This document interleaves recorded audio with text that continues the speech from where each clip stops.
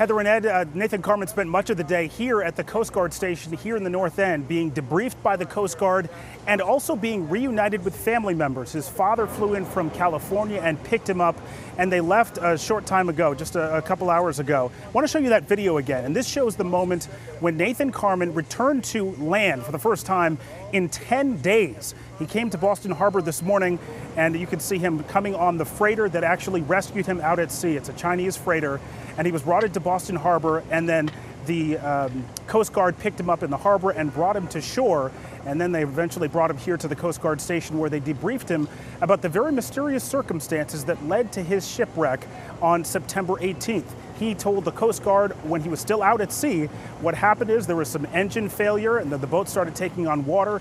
He says he couldn't find his mother, and then he decided that he had just at that point had to get in the life raft, he had to get the food and water, he had to abandon ship. Now, with regard to the search warrant, I want to show you the findings that police in Rhode Island found that led them to ask police in Vermont to execute the search warrant at the place where Nathan lives. The first fact found, the investigation revealed that Nathan's boat was in need of mechanical repair. Secondly, he had been conducting a portion of those repairs upon his own volition, which could have potentially rendered his boat unsafe for operation. The third fact is that he intended to go fishing farther offshore and in a different location than what his mother's intentions and understandings were. And so police in Rhode Island believe that is evidence of reckless endangerment. And just a short time ago, we heard, I should say, for the first time from Nathan himself in the radio call that he had with the Coast Guard when he was still out at sea back on Sunday. Let's listen to what he said.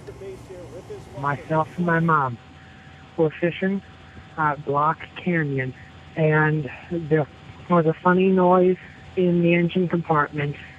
I looked and saw a lot of water, and I was bringing one of the safety bags forward. The boat just dropped out from under my feet. When I saw the life raft, I did not see my mom. Have you found her? No, we haven't been able to find her yet. Part of Nathan Carman's conversation with the Coast Guard back on Sunday. And again, he was brought to shore today. He was debriefed.